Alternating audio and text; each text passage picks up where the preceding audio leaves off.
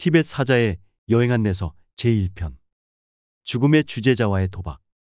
티벳의 전설의 고승인 파드마산바바는 모든 환영, 심지어는 죽음이라는 공포스런 환영마저도 즉시 몰아냄으로써 오염없고 파괴되지 않는 마음의 본성을 완전히 깨우쳤다. 그는 미래의 제자들을 위해서 영적 여정에 관한 수많은 귀한 가르침과 저작들을 남긴 채 찬란한 무지개의 빛으로 화하여 이 세상을 떠났다고 전해진다. 몸과 마음, 탄생과 죽음, 인간으로서의 우리의 존재에 대한 부정할 수 없는 진실에 관한 이야기다. 삶의 진실과 죽음의 불가피성을 안다고 할지라도 그것은 만나기 어려운 현실이다. 만약에 그것을 직면하게 된다면 우리의 내적 충동은 그것을 외면하려고 할 것이다. 죽음과 대면하기를 원하지 않거나 두려운 마음이 일어날지라도 이 불편한 진실을 회피하는 것은 도움이 되지 않는다. 일평생 죽음을 무시해왔다면 죽음은 엄청난 경악으로 다가올 것이다. 죽음의 침상 위에서는 죽음의 상황에 대처할 방법을 배울 시간이 주어지지 않고 사후의 세계를 노련하게 인도해줄 지혜와 자비를 키울 시간도 없다. 어떤 상황을 대면하든지 안간힘으로 분투해야만 할 것이다. 우리는 왜 이 같은 위험을 감수하는 것일까? 선택은 우리에게 달렸다. 평생의 가장 불편한 상황을 직면할 준비를 단단히 하든가 아니면 아무런 준비 없이 만나든가 말이다. 만일 죽음의 진면목을 직접 바라보기로 선택한다면 죽음과의 만남을 영적 여행의 큰 보탬이 될 심오한 경험으로 바꿔놓을 수 있을 것이다. 죽음을 부정하기를 택한다면 죽음의 주제자를 만나는 순간에 우리는 마치 늦은 밤 주머니 가득 현금을 쑤셔넣고 도박 소굴로 걸어 들어가는 멋모르는 젊은이와도 같을 것이다. 다음 날 아침이 밝을 때 젊은이는 부자가 되어 행복해하고 있을까? 죽음을 준비하든 말든 간에 우리는 누구나 죽음의 주제자를 만나게 된다. 이 위대한 주제자는 누구이며 그의 위력은 어떠할까? 무지막지한 공포심을 자아내는 이 전설적인 인물은 단지 무상과 인과, 곧 업보가 인격화된 것일 뿐이다. 불교 문화에서 죽음의 주제자는 무적이라 할 만하다. 그가 주재하는 죽음의 게임에서는 참된 지혜를 지닌 자 외에는 승리할 자가 없다. 이 같은 파괴자를 부수고 노름판을 평정하여 상을 받아가는 것은 참된 지혜이다. 고금을 통틀어 무수한 문화권들은 죽음과 죽음의 과정에 관해 전해오는 풍부한 지식이 담긴 문학과 구전들을 발달시켜왔다. 지구상의 많은 문화권들에서는 죽음의 경험을 자신의 높고 깊은 본성과 연결되는 의미 있고 강렬한 시간으로 만들 수 있는 방법에 관한 문제를 다루어왔다. 최근에 와서는 죽음과 죽음의 과정에 관련된 문제가 세계적인 관심사가 되고 있고 죽음이란 말 자체가 하나의 유행어가 되었다. 그렇지만 죽음에 대해 얘기하고 싶어하는 사람들도 있지만 실제로 죽음을 대면하거나 죽음이 일어나고 있는 상황에 처하기를 바라는 사람은 아무도 없다. 영화감독인 우디 알렌은 이런 농담을 했다고 한다. 난 죽음이 두렵지 않아요. 단지 죽음이 일어날 때 그곳에 있고 싶지 않을 뿐이지. 이 말은 21세기에 살고 있는 대다수 사람들의 마음을 대변하고 있다. 실제로 우리는 죽음을 피하려고 애를 쓴다.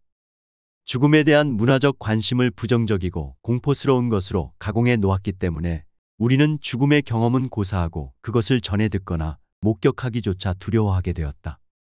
우리는 죽음을 우리가 자신이라 여기는 모든 것의 소멸이자 소중히 여기는 모든 것의 상실이라고 믿는다.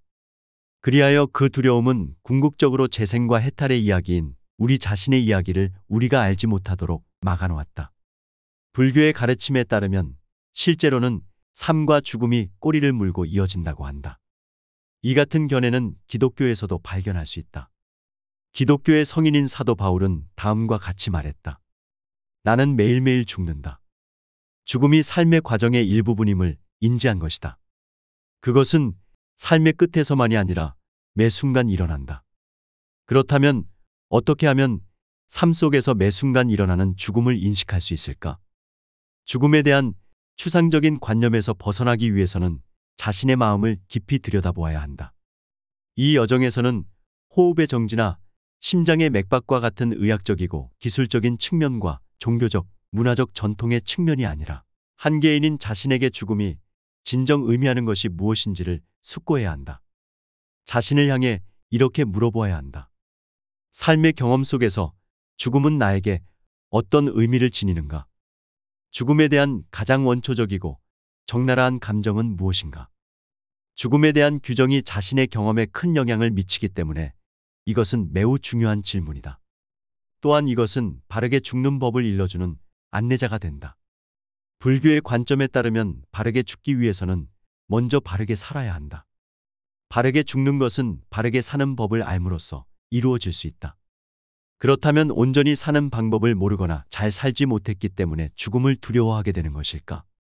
죽음에 대한 두려움을 변화시키고 극복하기 위해서는 죽음을 부정하는 대신 죽음에 다가가야 한다. 진지하게 숙고함으로써 죽음과 관계를 맺어야 한다. 맹심과 풍문에 근거하여 조작된 생각이 아니라 고요하고 명료한 마음으로써 죽음의 이미지를 명상해야 한다. 벌거벗겨진 그 상태를 실제로 바라보고 느껴야 한다. 죽음과 온전하게 조우하는 방법은 매일매일, 매 순간 죽는 것이고 생각과 고뇌와 감정과 애정 깊은 관계, 심지어는 기쁨을 망라한 모든 것에 대해 죽는 것이다. 매일 죽지 못한다면 결코 죽음과 만날 수 없다. 불교에서 죽음은 단순히 끝을 의미하지 않는다. 그것은 또한 시작을 의미한다. 죽음은 변화의 과정이다. 끝이란 것 자체는 긍정적이거나 부정적인 것이 아니라 단지 실상일 뿐이다. 죽음은 탄생이라는 개념을 받아들였을 때 일어난 거래의 다른 한 부분이다. 우리는 이 세상을 떠나기로 하는 계약과 함께 이곳에 왔다.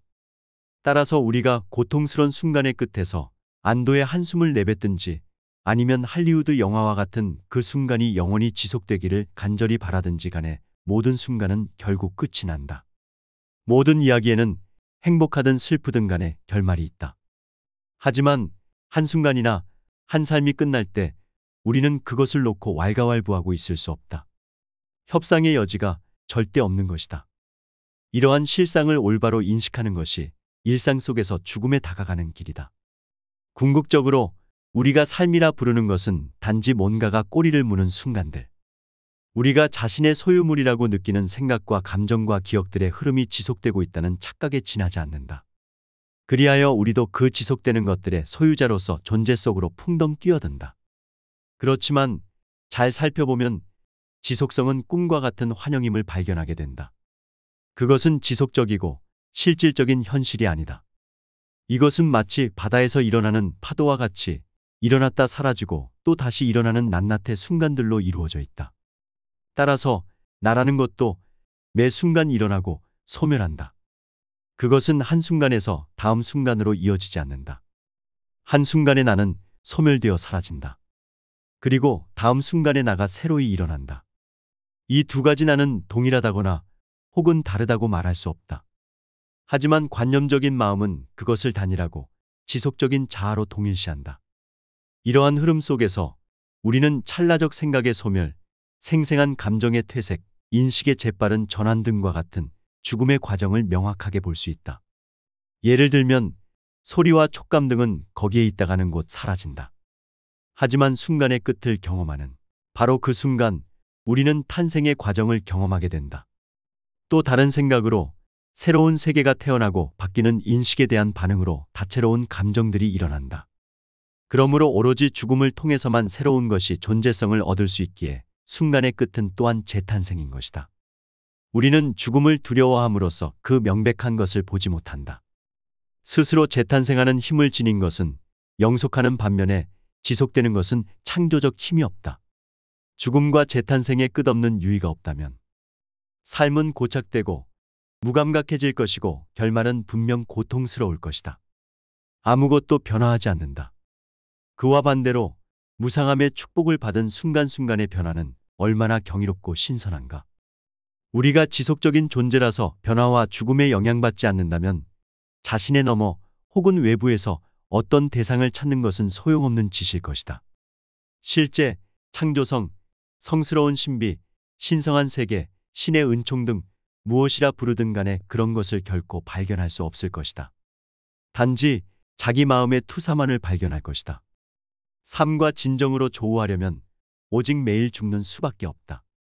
여전히 자신의 존재가 지속적이라는 믿음을 붙들고 있으면서 삶과 죽음 사이에 의미심장한 연결성을 발견할 수 있다고 생각한다면 우리는 자신이 지어낸 허구의 세계에서 살고 있는 것이다. 이 지속성의 환영이 종식될 때 아주 짧기는 하지만 그 배후에 더 깊은 실제를 힐끗 엿볼 기회를 얻게 될 것이다. 그것이 파드마삼바바의 마음과 깨달음으로부터 떼놓을 수 없는 마음의 항구적인 진정한 본성이다. 그것이 원초적 자각의식이며 그로부터 모든 현상이 절로 일어나는 광명한 지혜이다. 이 지혜는 관념 너머에 있기 때문에 일상적 감각으로는 알 수 없다. 또한 이것은 시간 너머에 있다. 즉, 이 말은 태어남도 죽음도 없다는 말이다. 매 순간의 끝과 함께 재탄생의 존재함을 진정으로 알면 우리는 편히 쉴 수 있게 된다. 현상의 변천해가는 과정에 마음이 열린다. 우리는 실제를 실제로 접할 수 있음을 느끼고 더 이상 죽음을 두려워하지 않게 된다. 죽음이 삶과 분리된 것이 아님을 이해함으로써 지금 여기서 온전히 잘 사는 법을 배울 수 있게 된다. 불교적 관점에서 우리는 선택권을 가지고 있다. 지금 이 순간의 삶과 죽음의 이야기로 향할 것인지 아니면 죽음 자체가 눈뜨게 해줄 때까지 무상의 가르침에 눈을 감고 기다릴 것인지를 말이다. 행복한 결말을 원한다면 무엇 때문에 죽음의 주제자와 도박하기를 택하겠는가? 고대로부터 전해진 불교의 지혜는 우리가 살고 있는 현대 사회에 죽음과 죽음의 과정이라는 주제에 관한 많은 가르침을 제공해주고 있다. 이러한 가르침들 속에 구체화된 심오한 지혜와 참된 자비가 존재들의 모든 환영을 즉시 몰아내고 그들을 크나큰 두려움에서 건져주기를 내면에 붙다인 마음의 참된 본성이 우리를 올바른 삶과 죽음의 길로 인도할 것이다. 오늘은 여기서 이만 줄일까 합니다. 평온하고 행복한 하루를 보내시길 바랍니다. 감사합니다.